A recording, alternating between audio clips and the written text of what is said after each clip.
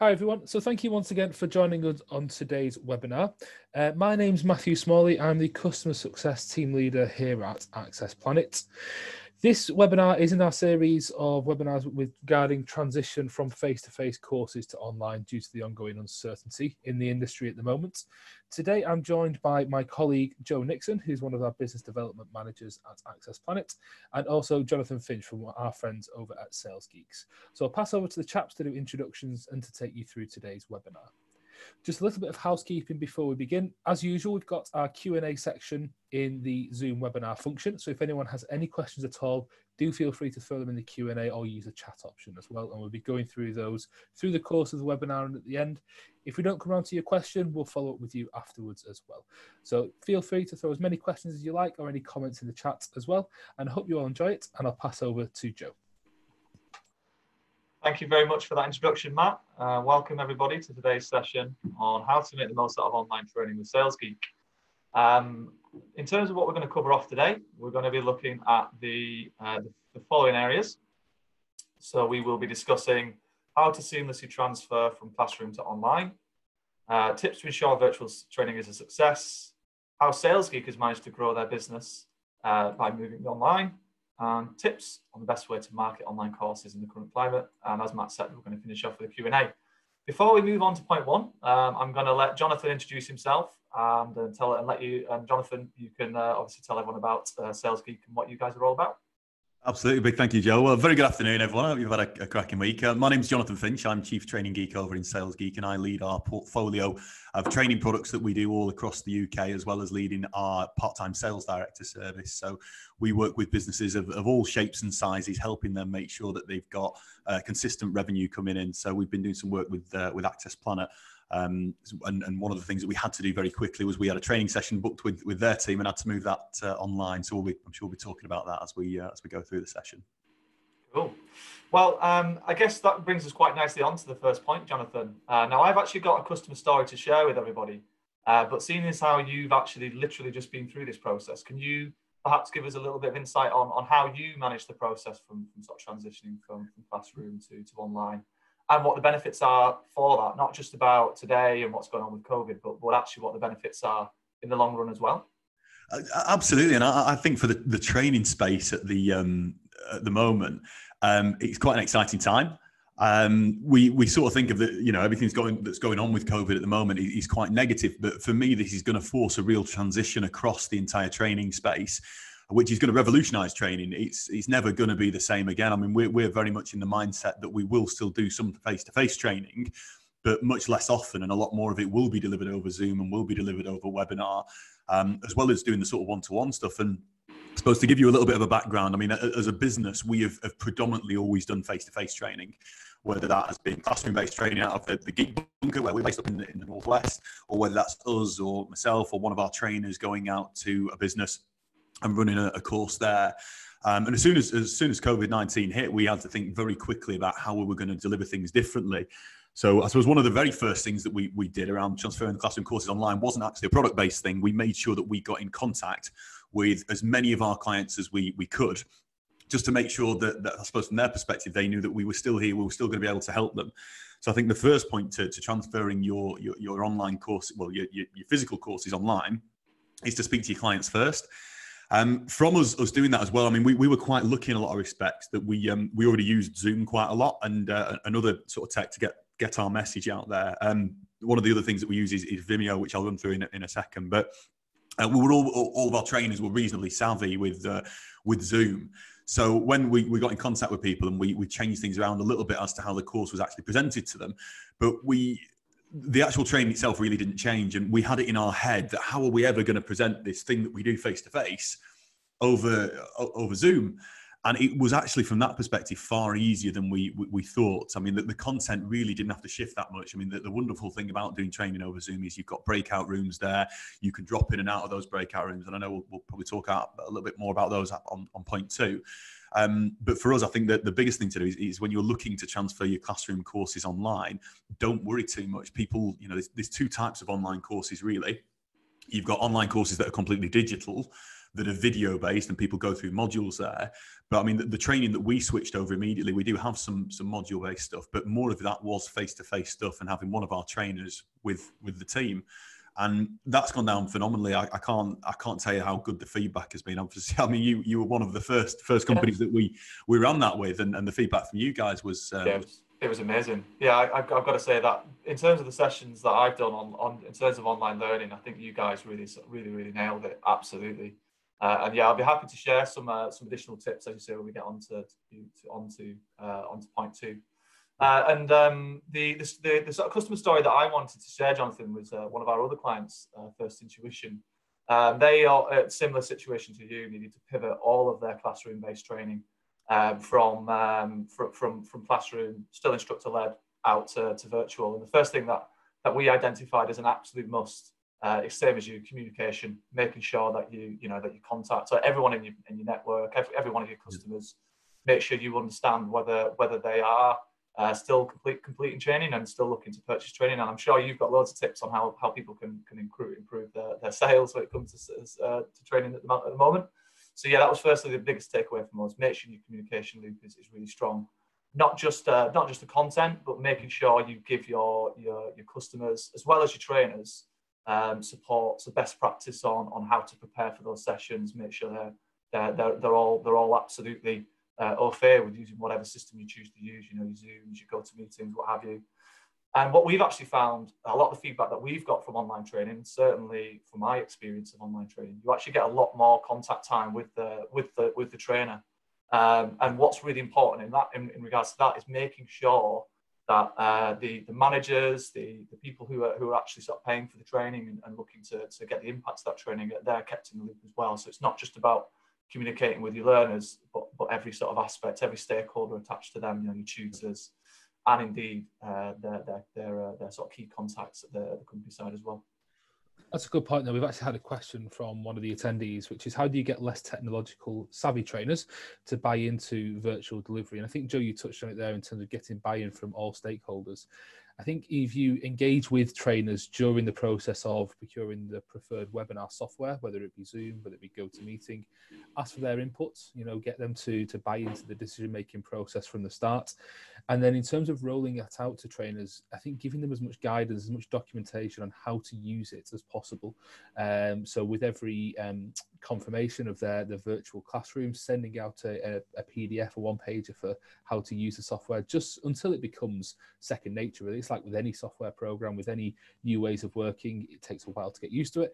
But as soon as you've been doing a few classroom-based courses, things naturally become quite easy to deal with, and it becomes second nature. So I think involve them from the start, and then give them the resources and the content for every course until they're comfortable with dealing with it. There's a couple more questions. I mean, one from Helen there that's just come up at the top. How long is realistically feasible to move from physical full-day classroom environments to virtual platforms? It was something that Joe and I were discussing before, but the very first thing that we did with our offline training, so normally we would go out to a client and spend half a day training or a full day training, which is normally around 6 hours, with some breaks in between. Realistically, from that perspective, I mean, we very quickly realized that we had to split up training. So rather than doing one 6 hour session with a break for lunch in the middle, we've started doing 1.5 hour training sessions. That's been very, very well received. And it's also meant that we can add some accountability. I think one of the things that you do get with a full day of training, and I think one of the reasons that we're going to be stepping away from that as a business, is there's not as much accountability there, because you'll do, say for example, you're working with a client and you're doing a training session every quarter. You sat there, you do your quarterly training session, then you're not back with them for 3 months.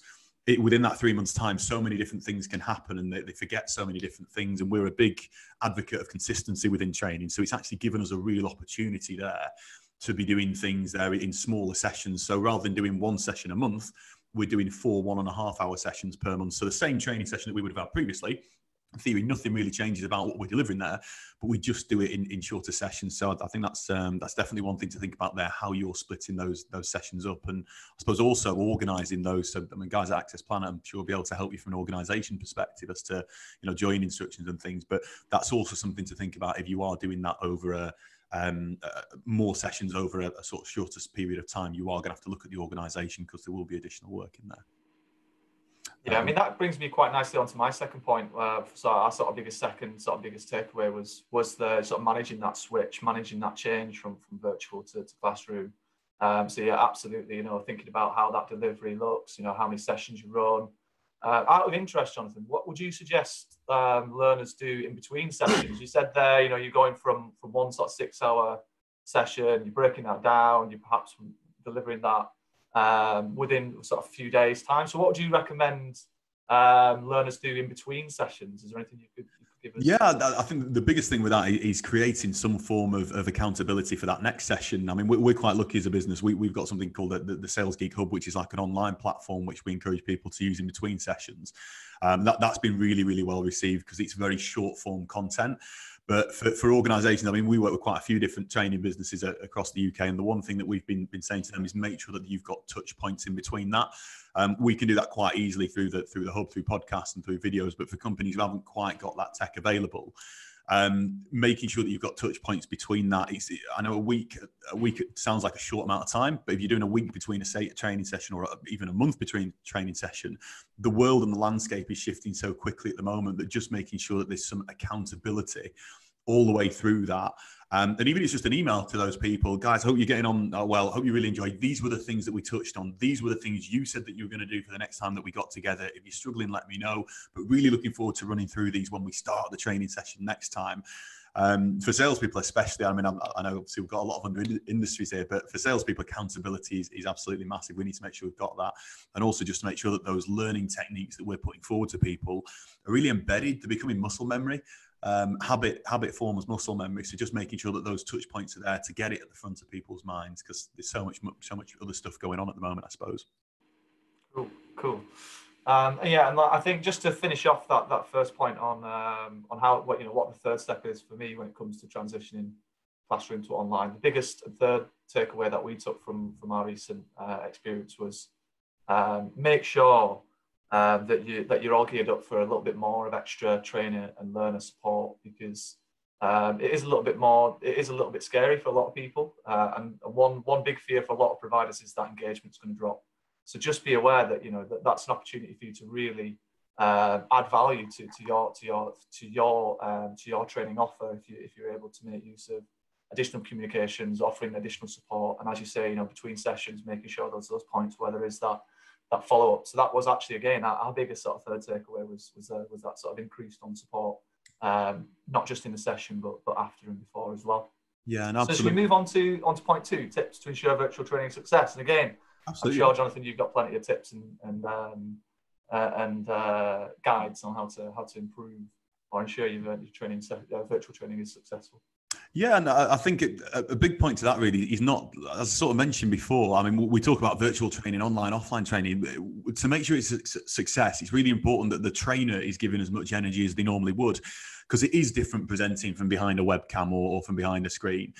Making sure you've got the right tech to do that. I mean, there's so many different things you can use now to actually just broadcast that tech, but making sure that you've got the right tech available to start with. But, a pretty standard Zoom license will do most training businesses, unless you're sort of getting above 15, 20 people and you need to start looking at upgrading.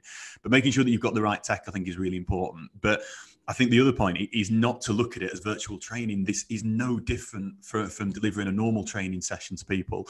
We've still got the same resources we can break out. It's actually easier to bring up your slides and to show people. But the main thing I think around making it successful is just making sure that it is interactive. And I mean, I think it's very easy as a trainer to fall into the gap. And I know this is not just in regards to virtual, but making sure that you are embedding the learning style that you're putting forward. So putting forward, if you're going to bring a theory up and discuss that, bring the theory up, but then make sure you're breaking the teams out into breakout rooms to actually discuss, talk about those points, embed them, talk about what they're going to do with them.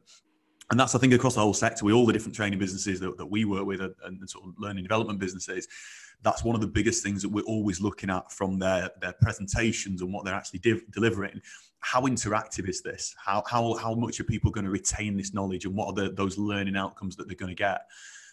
So I think that the main thing there around making sure virtual training is a success is not to treat it as virtual training, treat it as any other training event. Yeah, absolutely. I would completely agree with that. The social element of learning is still really important, even if you are delivering virtual. That social element is really, really important. And I think that the way that you guys did do it with breakout rooms is absolutely what people should be doing. If you want to ensure that you got that engagement, using breakout rooms is a really, really simple way to do that. Yeah. It gives you the ability to give people smaller activities to do within that training session, which increases that participation. So straight away, you're in a smaller group, smaller working group, and you're given a task to complete, which means that engagement is there immediately. Not only that, but it also encourages you to collaborate, because, you know, as we're all sat here in a Zoom meeting now, there's 114 people currently in this meeting, which means, you know, collaboration might be quite difficult. But if you break that down into smaller groups, suddenly, you know, there's just a handful of people, and everyone can actually get an input on that. And I really, really enjoyed, actually, Eric, one of your colleagues, Jonathan. When he took that session, he just dipped in and out of each breakout room, and again, that was really key, just to make sure that that collaboration was there. But also, what he also did, and breakout rooms is another really good way to do this, is to make sure that you're encouraging that discussion amongst the people that are in those rooms, because that's where you're going to find all the value in that training, is in those breakout rooms. I mean, a couple of people are just sort of asking about how do breakout rooms work, and how would you incorporate practical sessions into a virtual training course. The breakout system within Zoom, really good system. But say, for example, we've got 114 people in this session now. Myself, Matt and Joe would have the ability to break the session up into, say, groups of 14 or groups of 11, groups of 10. So then in theory, it would just like being at a conference and breaking up into 11 different rooms. So if you're looking to incorporate practical sessions into a virtual training course, it depends on the material, obviously, that you're putting forward. I mean, we've got one of our clients that does forklift truck training, which you need a forklift truck there for, so it's a little bit difficult over Zoom.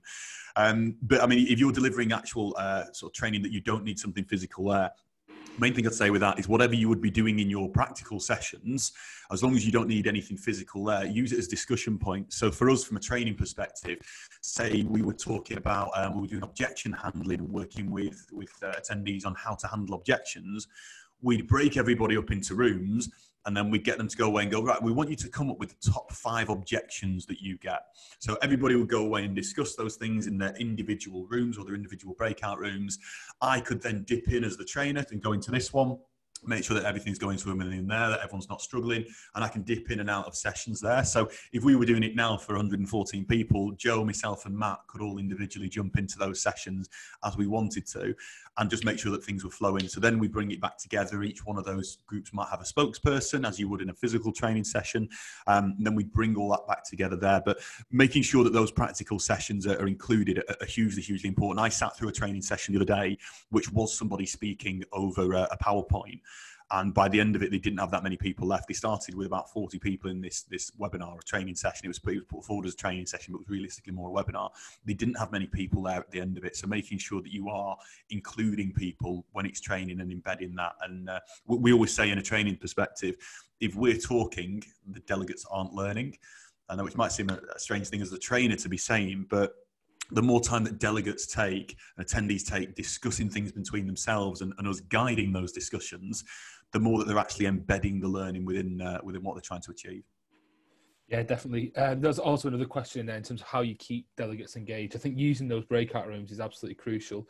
But I think also just an acknowledgement that it is more difficult to build rapport over webinar training conferences. Virtual training you do lose that ability to build rapport as easily as you do with face-to-face. So I think things as, you know, making sure all the delegates have webcams on so you can see each other, asking questions directly to people if you've not heard from someone for a while, you know, to check in on them and ask them a question to see how they're getting on. But also it's quite easy for people who aren't necessarily suited to a classroom environment. Sometimes people do learn in being a bit more of an introverted sense. So you might not feel as though they're engaging as much, but sometimes they are. And those follow-up sessions that Jonathan mentioned earlier in between sessions, they're really crucial, because you'll probably see that some people who are quite reflective, and that's how they learn, they'll probably come to the fore during those in between sessions and using those activities. So it's a good way to lean on different people's learning styles. think what you said there as well, that's really important about people actually having the webcams on. I mean, from a training perspective, if everybody is going to be engaged and within that, for me, it's really important that everyone does have a webcam on. The only thing that I would say with that is you have to set expectations as a training deliverer beforehand that is going to be expected. There is nothing worse than hosting a session, 3 people haven't got the webcams on, and go, right, come on guys, turn your webcams on, and you hear these stuttering voices. You probably know that they might be at home in their pajamas, they might not be, wearing a shirt and would want to be wearing a shirt, something like this, and it really stalls things and gets it off to a difficult start. The other thing that I think you mentioned there about building rapport as well, if you are going to be doing this virtually, it's really important at the start of that session to actually have some exercise around rapport building.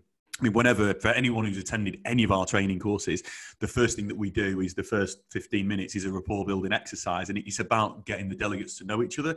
You might have an open course on 10, 15 different people, all from different ends of the earth or different ends of the UK, that are all coming together that don't know each other.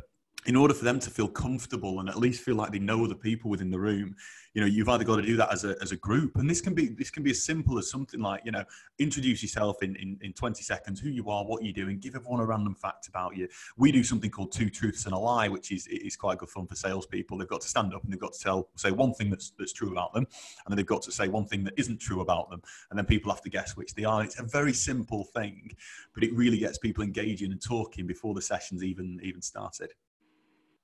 Yeah, I think what I'd like to add to that, Jonathan, is you're absolutely right. It's about preparing your students, and there's plenty of other really simple pieces of advice you can give to your learners, to the people that are actually going to be participating. And it can be as simple as telling them to be, prepared to have your webcam on, make sure that you close your emails down, make sure that your phones are off, make sure that you treat this session that is virtual as if it is classroom based.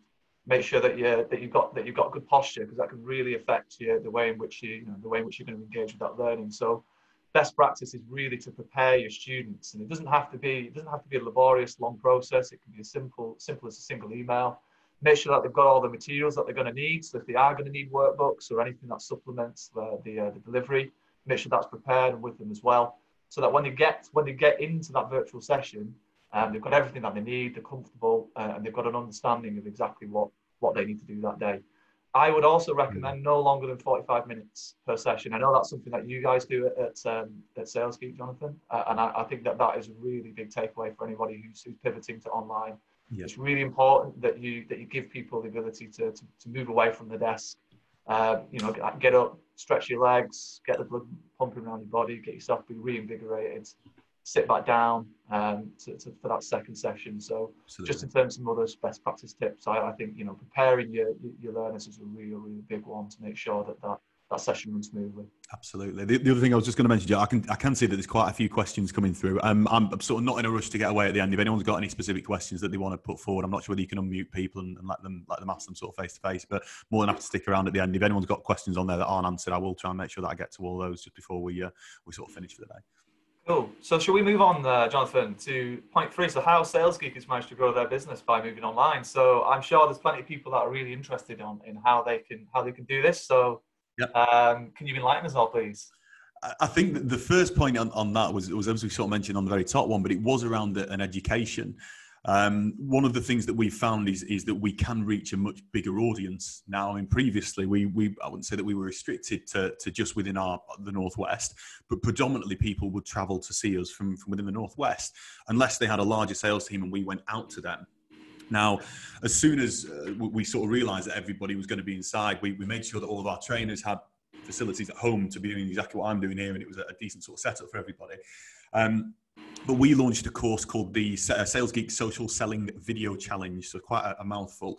But it was a product that people were really dying out for at the time. Everybody was sort of thinking, I need to be doing videos online. There's a lot of people on social at the moment. As soon as COVID-19 hit, people wanted to make sure that they were were getting the message out on social. And people's attention spans or attention focus had changed.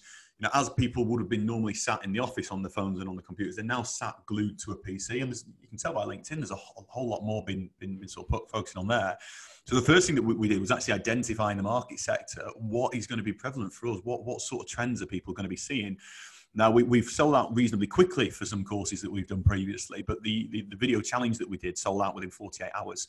The one thing that we did with that, again, was we made it, we did it over a session of 4. Normally, if we were doing an open course, we'd have done it in the bunker in either 2 half days or a full day. But we said we were going to do this over Zoom. We were going to push it out through social media, and we didn't spend a single penny on marketing. That was just through us sort of launching it through our LinkedIn profiles, and we've got a reasonable following on LinkedIn. But that was one of the biggest things, was actually taking a step back as a board and looking at where are the opportunities from this going to come from. And the 2 biggest opportunities that we saw was that the training industry is definitely going to change. So that means from our perspective, we either shift with it or we decide that we're not going to, and we're going to be stubborn, which is realistically in a month or 2 months' time, we're going to be left behind. Other businesses are going to have adopted and adapted new methods, which we really want to be ahead of that curve. So the first thing that we did was actually get into that planning stage of what are we going to be releasing out there. And over the next few weeks, we've got a few more courses, very similar, a lot of virtual digital courses that are going to be coming out, that different trainers from our perspective are delivering. But I think by making those, they were a little bit more cost effective, because we've not got any hosting fees. We don't have to buy everyone lunch. We don't have to buy brews, teas, coffees. There's no, from a client's perspective, they don't have to pay for mileage and sending people out. There's no travel time. So we can make those more cost effective across the board. So we could make them slightly more cost effective for clients.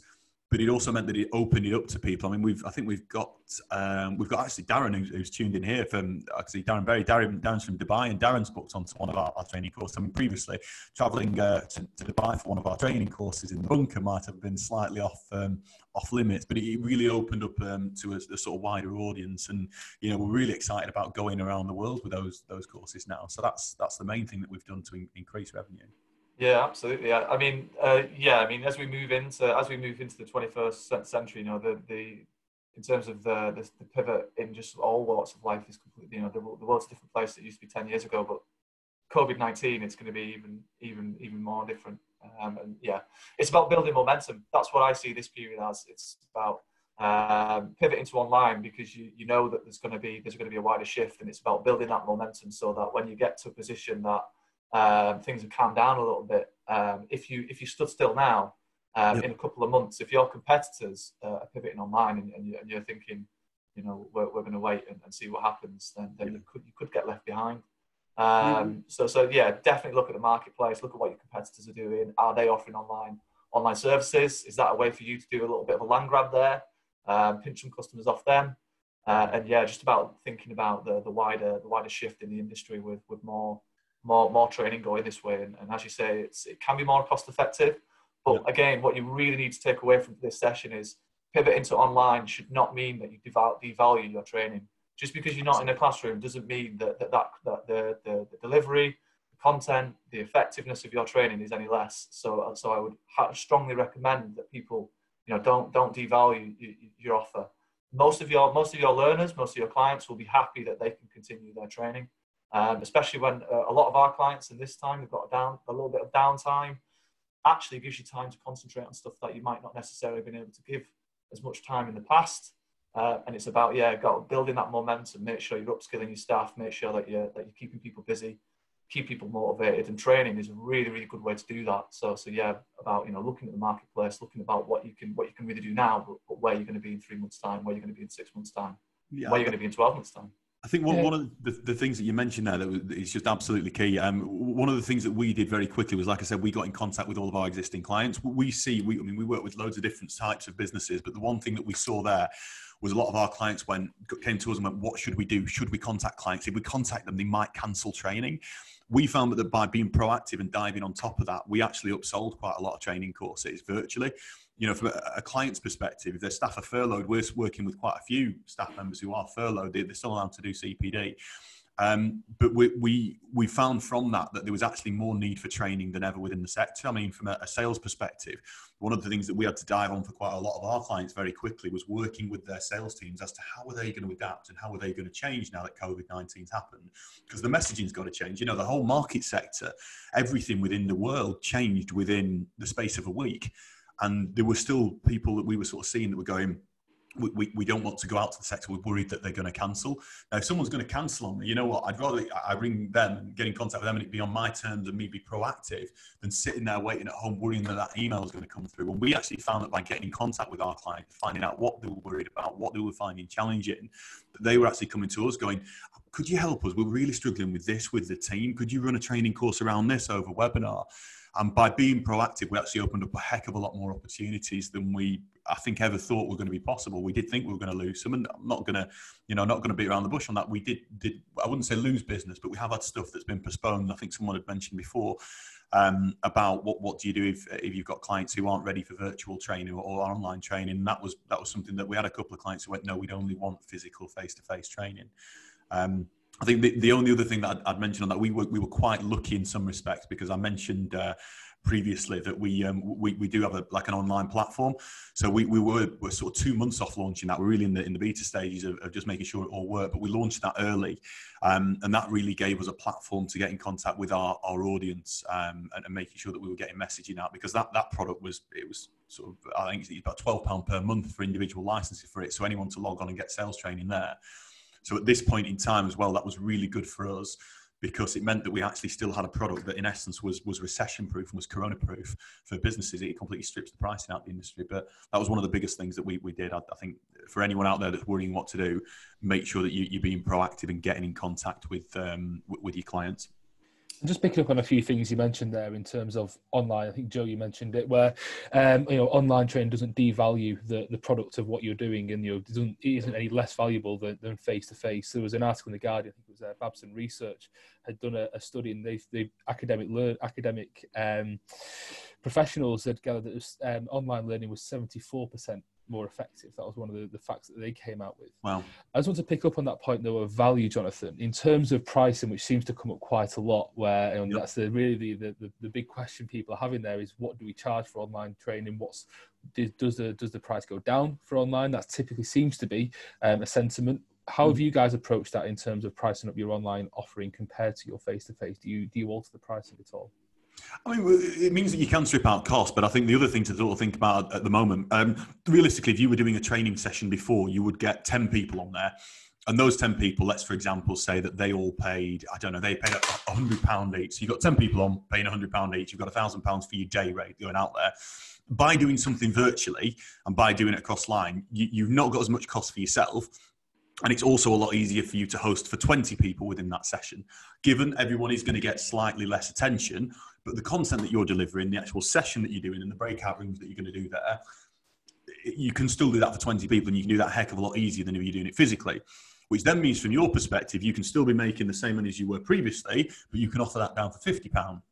So you're making the same return on investment for your day rate, in essence, but you're offering that value to more people. So yes, you can adjust the pricing for virtual training. The one thing that I would say, and that is really important, is just to look at from a marketing perspective. If you're going to be getting 20 people on it rather than 10, you do have more marketing effort that you're going to have to put in there, and more sales effort, which is going to mean that there are some increased costs on it. So, I mean, I've given you a very basic calculation there, going sort of halving the price of it. But as long as you take that into consideration, I think, yes, you can adjust that pricing, and you can make that more cost effective for attendees. And there is nothing more attractive, I think, for people at the moment than having a really cost-effective way to get training into their business. You know, their training budget now will go twice as far, and especially while people are furloughed, if you can make that cost something that is realistically a no-brainer for them to get involved with. I mean, to give you an example, the social selling video challenge that we did was £99 per delegate. Now, for a lot of small business owners at the moment, if we'd have gone out and said that was £200-300 a ticket, even though physically to come to us, the experience and the knowledge would probably have been the same. The price point was the only difference. So yes, you can adjust your price point. I mean, if anyone's struggling with pricing at all, please give us a shout. We work with a lot of businesses on packaging and pricing, and it's very, very important to get that. If you go to market with the wrong pricing, it can realistically alienate your product and service before you've even got started. So if anyone's struggling with that, I mean, we're more than happy to get involved and sort of offer some advice on that.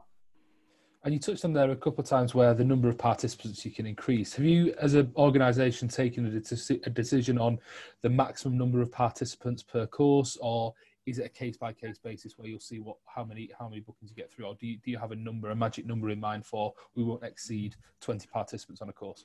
Interesting. Well, what is the magic number on training? I mean, it's I suppose it very much depends on the training for us and what we're delivering. If it is something that is more knowledge-based training, and when I say more knowledge-based training, say, for example, you are doing health and safety regulation training, which is more regulation training, you've got to go through a specific amount of things. You can run that more as a webinar. you don't necessarily have to have as much interaction, and it doesn't necessarily come across as training as such, but it is more interaction. So you could have that up to 50, 100 people. You're not going to get the same interactions. But what I would say is if you're increasing the amount of people that you're putting on a course, you can also change your business model or your training model. Because what we're seeing companies offer, and it's a very good way of doing it, but if you were offering a package out to 20 different people to come on your training course, you can also increase your costs on there from a ticket perspective by offering half an hour one-to-ones afterwards, so people digest all that information. And then if you spend the next 2 days doing half-hour one-to-ones with them, you get a chance to test and embed the learning that they're doing there, and also see if they need any one-to-one support. Now, people pay a heck of a lot more for one-to-one support than they will do for classroom training. So actually combining those two things together can work really well. I've gone on a slight tangent there. The question that you did ask was all around how many people. Yeah. I think that the number of people you can have on a training course can be unlimited, but that will affect the way that you deliver the training that you're doing there. If you would, from our perspective, and I suppose the answer that you're probably looking for before I rambled on, was our magic number realistically for sales training would be 14. We wouldn't really want to do more than that unless we've got 2 trainers available. So we've got a training course that we're doing, I think, in the next couple of weeks, which is around 32 salespeople on. So that's going to be myself and one of my colleagues hosting it. So when we break people up into breakout rooms, they've got support there. It's very easy for people to get off on tangents, as I've just done in breakout rooms. But making sure that we've got someone to sort of supervise and get involved there is really important. Definitely. I think you touched on a point there that we've seen quite a few customers start to do with the online training is have multiple tutors on courses. So not just necessarily have one person trying to deal with a classroom of 20 to 25. Actually, some people have actually put 2 tutors on a webinar course to help manage the load, as similar as we're doing today, taking the Q&As, taking chat rooms, and also using a blended learning approach. So not just having 3 consecutive training sessions over 3 days virtually, having some coaching sessions in there as well. And the more tutors you have on there, the more you can spread that load too. So again, there's various different ways of managing this. We've seen loads of people doing it in all manner of ways. It depends on what works for you and what type of training you're doing as well. One of the previous webinars we ran, actually, the question of pricing came up. It's come up on every single one.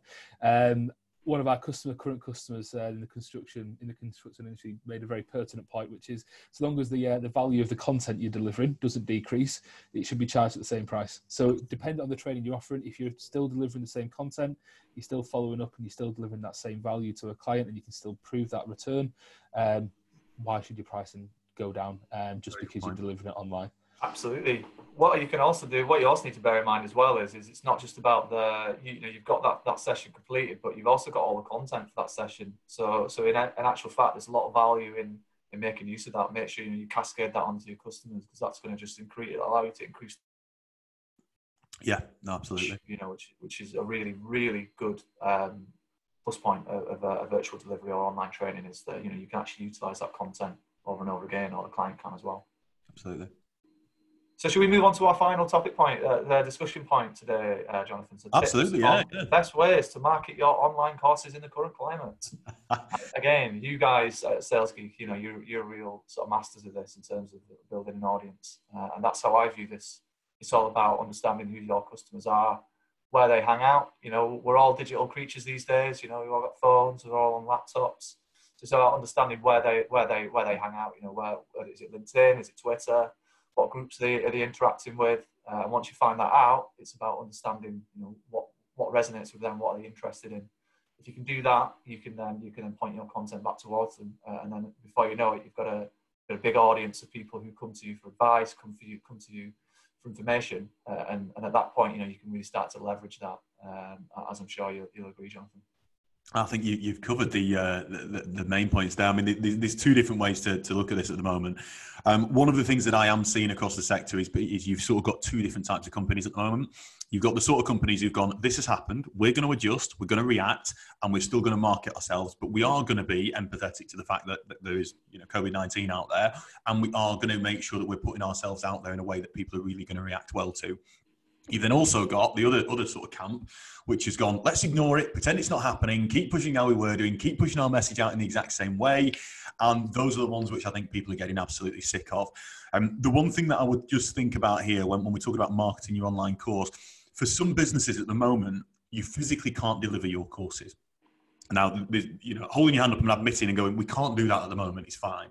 But there's two ways of looking at that. What else can you be doing at the moment that could help complement you when you come out? And one of the things that we've been advising clients to do, the time that we've got at the moment, there's never been a better time in the last decade to start arranging partnership agreements with other companies. And when you start looking at routes to market, most companies will sell directly to someone. So I've got a training course. I find a salesperson. I sell directly to that salesperson to come on my training course. So that's a direct route to market. One of the other routes to market is selling through another company. So you might have someone else out there that is in the same market sector as you, but offers something else that is not the same service as you and actually would complement your training course. So say, for example, you do health and safety training, which you predominantly target HR managers. You might also be able to go and find someone who does marketing training that would also target HR managers. Now, you offering that training and white labeling it as them, or vice versa, them doing that as you, and offering that as part of your portfolio can be really beneficial. It can help other companies to add other things to their portfolio to utilize you for things. There's never been a better time in the last decade to be looking at your partnership arrangements. It has never been easier to get decision makers on the phone. I mean, I've been outbound prospecting this week. We're still selling. We're still making. We're still doing work. We're still selling training. But it has never been easier to get a decision maker or a director on the phone. I can't tell you the amount of times I have rung the landline at an office, pressed option number 4 for the sales team, and on the end of the phone, I have the sales director. I'd normally have had to go through the receptionist to the PA to then the person. Never been easier to get contact numbers at the moment. Never been easier to get in contact with those decision makers. And if you can offer them something that, as you're coming out of this, will add revenue and will add value to what they're doing, you're going to be onto a real winner. Yeah, I would definitely echo that. You know, the more value that you can add to a client's business, regardless of whether you are actually selling them training or not, but by adding, if you're adding value, then they're always going to remember you. They're always going to come back to you. So yeah, absolutely, really key. So should we spend the remaining time that we have left on our today's session fielding any questions anybody's got? Matt, over to you if you've got any lined up, if anyone. Yeah, absolutely. So in terms of how would you approach candidates doing knowledge assessments using virtual training? Have you got any experience in candidates using the assessment piece? Yeah, I think I'm just looking at this one from Grant here. I think it very much depends what you mean by assessments. I mean, what we do after every training course that we deliver is we actually send out a survey to each staff member. Now, you've two different types of sort of follow-ups afterwards and assessments. One is assessing what was the training like? Did you enjoy it? Was everything as you wanted? Did it hit your learning objectives? And then the second part of that assessment is, did you learn what you blooming came on to learn from this session? Did you actually receive and have you embedded those skills in there? And just from training courses that I've been on in the past, I think that companies normally end up in one of those two camps. They either send a survey out that's asking about how was the training session? Did you enjoy the coffees? Did you enjoy the teas? Was the food to your liking? Or it's very much a structured survey about questions around what they should have learned. So I think the first thing is to look out there from that online perspective. What are you looking to achieve out of that survey? Is it to get satisfaction as to something that you can put in your Google reviews or can broadcast as a start? Or are you actually checking learning objectives? But 100% following up with a survey or some sort of questionnaire more important than ever, I think. Yeah, definitely. And I think in terms of people who are doing running assessments and exams at the end of it, those are a bit more difficult at the moment. Being able to just the practicality of a closed book exam, a closed book test at the end of a training session is naturally quite difficult. There's always an element of trust there. If it's possible to open that assessment or examination at the end of a training session, if that's the field you're in, open it up to be a closed book exam. Look at changing the questions you have so it can be open book and people can submit work there and then, so that people are limited, and actually you make it a bit more of a fairer playing field to avoid any underhand tactics. Yeah, a lot of people in my network who are in higher and further education, they've moved to an open book solution when it comes to assessments. And one thing I would say is there are plenty of proctoring services out there who are offering services to help combat exactly that. So there are still virtual, online, global proctoring services that you can use that will help give you some security to those assessments. So there's plenty of options out there. And if you do want any suggestions, just let me know. I can put you in touch with one proctoring service if that is going to help you.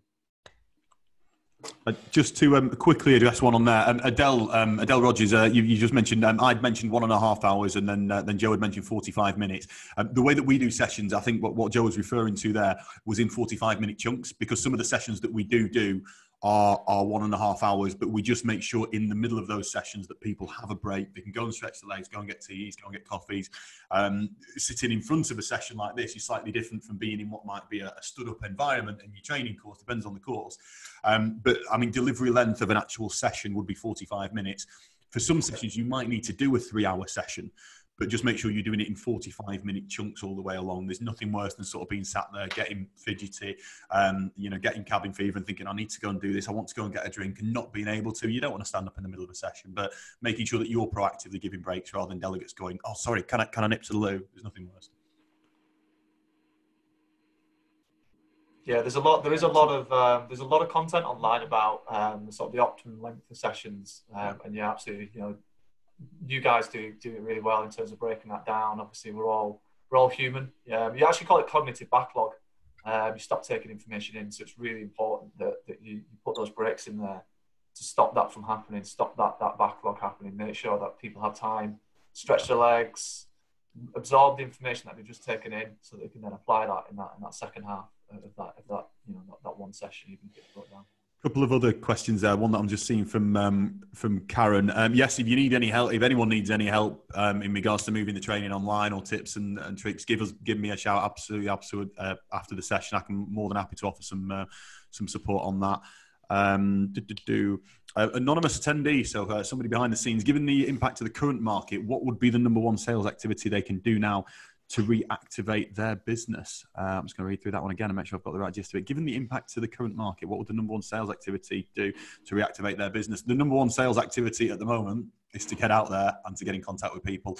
The biggest reason that people aren't making sales at the moment is they've stopped prospecting, because the whole sector all over LinkedIn has gone, you can't make sales, everyone's shut down, everyone's been furloughed. If you believe that, believe it and shut down for 2 months. But I'm guaranteeing there are other people out there in your industry now making sales. So if you believe that you can't make sales, then go into hibernation for a couple of months until this is all over. But I tell you what, when you come back, you're not going to have as many customers left. Yeah, absolutely. I mean, a salesperson, any organisation, you can add value in that process. There are people in your pipeline, in your network that will have answers that have questions that you have the answer to. Yep. So, as you say, if you're not communicating with your clients and you, as you say, you're going into furlough, then you're missing a beat there, you're missing a trick, because absolutely you need to be talking to every single one of your clients, every single one of your prospects, because don't sell yourself short. You are adding value to their business by having that conversation. Absolutely. We've got a question there from Dave Reinhardt, who says, since online training depends on the technology that enables it, how do you address team issues, whether bandwidth issues or participants' devices? Do you go through any checks, Jonathan, when you're rolling out online training to ensure people have the right equipment, the right tools to partake in the course? I think the first part is just in the join instructions explaining what people need. If someone doesn't have a webcam, for example, I mean, one of the things that I got asked the other day was somebody had asked us on one of our training courses, is it possible to use my phone? My laptop wouldn't, I don't think, do it for me, but most people at the moment who've got a smartphone would be able to view it on Zoom. Now, my only response to that person was yes, but obviously it's up to you to keep yourself engaged on it. You're on a much smaller screen there, but this person at the end of it said that they'd done it had worked very well. All they'd done was put headphones in, so it was quite engaging just based on the fact they got a phone in front of them. But realistically speaking, I mean, most tablets are actually one of the best ways to do Zoom and things like that. Strangely enough, if you've got an iPad or a phone or a tablet, when you start using Zoom on there, you don't get as many connection cuts on there. Your computer's got a lot of other things running at the same time. And my advice to people is always, if you have a tablet that you can set up, use that. If someone might have a very spec'd up PC, but tablets are actually brilliant for doing training on. I really encourage that. And definitely, I think we're the same with trainers as well. Before you start rolling out any virtual training, do a technical audit. Absolutely. Do a technical audit of your trainers. Have a look through your typical client base. Work out whether or not they would be they would have the right equipment, they would have the right technological knowledge to be able to sign into webinars. If you're different industries will vary. If you're in a particularly tech-savvy industry, then yeah, you know you should be okay. But again, use those joining instructions in exactly the same way you send out directions to your training centres and training rooms. You know, you send out directions, you send out instructions to get there. It's the same process for online. Make sure they've got all the right tools and knowledge to be able to join the course successfully. Absolutely. Just picking through any other questions on there, Matt, that are standing out at you? Just taking a look through now. I'm just looking at one from Jonathan Bacon. We are offering free 30-minute webinars on powerful online communications to best clients. They are extremely popular. Is it a good idea, or should we be charging something for them? I think that very much depends, Jonathan, on what you're trying to achieve by doing those. We do something called the Sales Geek Huddle. Every single morning, myself or one of my colleagues is live across all of our platforms at 8:30 until 9 o'clock. It is our gift to the sector.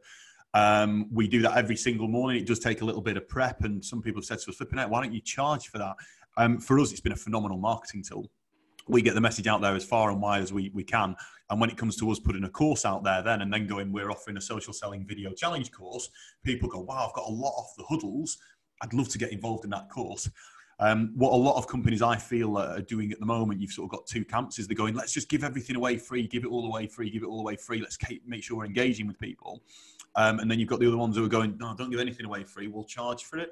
Until you've given some of that value to start with. I think that's a fantastic idea that you've mentioned there, Jonathan. And what I probably would say on that is open that up to your entire network. If you're offering something there to your existing clients that is going very well, if you offer that to your to more of your network as something completely free of charge as a gift, I can guarantee you will end up getting some inquiries off that. There will always be someone who will come off the back of one of those courses and go, I just wanted to have a chat with you actually about what you said there. I really like that point that you made.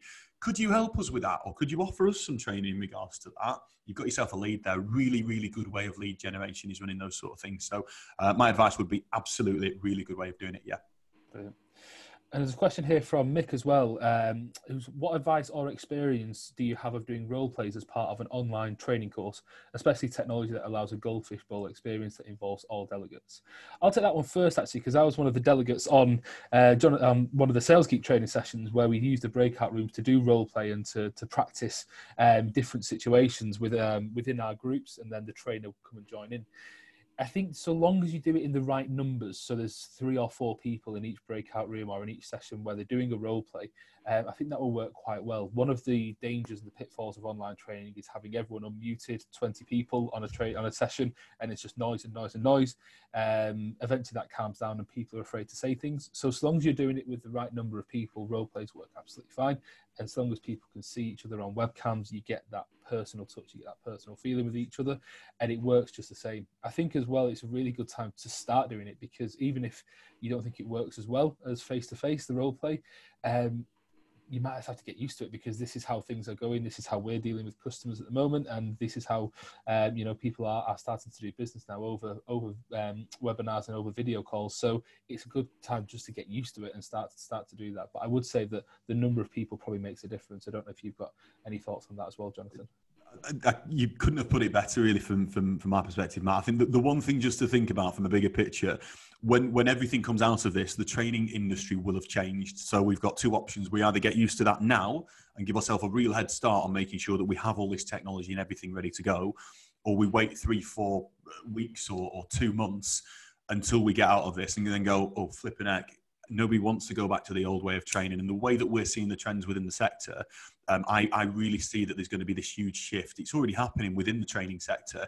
And you've got the choice here to make. You either get on board with it now, or you get on board with it in a couple of months. So I know which camp we're certainly going to be in. And if anyone's struggling with this, please give us a shout. We work with a few clients on helping them go through this process. So if anyone is struggling with it, please give us a shout. But I would make sure that you get on that bus sooner rather than later. Absolutely. And another question here from Helen, which is, do you have virtual platforms you would recommend for learner engagement, for engendering learner engagement? So I know we're using Zoom at the moment. This is a platform we've been using in the virtual environment. Is there anything else you came across, anything else that people recommend? I know we've used GoToMeeting in the past, which has been quite useful, but I'm not sure if you've come across anything, Jonathan. I'd probably just question Helen, could you just elaborate a little bit on that as to when you're talking about engaging learner engagement and just what you sort of mean by that? For delivering training courses, Zoom's brilliant, but for me, a training course is only as engaging as the trainer or the deliverer. So that's, something to just sort of think about. And one of the best things about the training course at the moment, you can record them. I mean, this is recorded. We record every training course that we do. Quality assurance has never been easier. Going back through that, snipping it up into small bits. Also marketing. If you're going to be marketing your courses, when you deliver a course, get it cut up into small chunks, put it all together into a 30-minute show reel and get it out there, get people looking at it. People want to see training, they want to experience it, they want to feel it before booking on it. And it's never been easier to do that. You've just halved, well, you've not even halved it, you've just cut your budget in 10 that you're going to need for actually putting together your marketing, because you don't need to employ someone with a camera to come and sit through your entire training session. You then don't need to pay that person afterwards to go and edit all the footage. The only bit that you're paying there for is the actual pulling together of it, so that the footage editing, in essence, rather than paying for the cameraman for the day, that's your expensive bit. So as long as you can get someone to put together a really good show reel, yeah, definitely. And there's another question here on video sharing. Any recommendations on how to share videos during training? Would you show it live or share a link for delegates to watch and all come back? Very much depends on the context of it. I mean, we use videos in our training and for our online stuff. There's some stuff that we'll do face-to-face. Sorry, when I say face-to-face, I mean in the moment. So if there's a video that we need to show delegates because we're all going to discuss it, I mean, we've got some example calls that we do. So about how a certain response or one certain tone of, a tone can change the pitch. Now, if I'm doing those, I don't want people to be looking at them afterwards unless it's going to be more homework or something for them to do from home. I want to do that live in the session because then I want to help and guide those debates and discussions afterwards. But yeah, definitely, if you can do those live. The main thing to look at here, guys, don't completely change your training portfolio. Don't completely remove it, change it, make it different. You're delivering the same sort of stuff on there. It's just through a different method.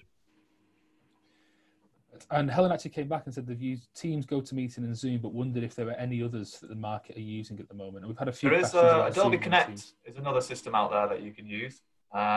It's a little bit more comprehensive than Zoom. But yeah, that is another option, Helen, if you are looking for other recommendations, Adobe Connect.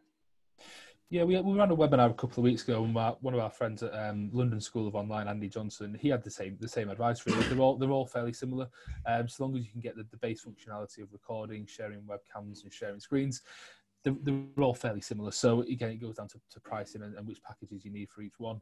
Again, establish, like with anything, establish which functionality you absolutely need as a must-have to run your training courses, and then just find the solutions that will be able to match it from there. But they're all nailed fairly it, Matt. similar. Absolutely nailed it. So I can just see that there is questions coming through thick and fast still. We are running slightly shortly on time. I don't know whether we'll have to jump on another webinar at some point next week or do something else there.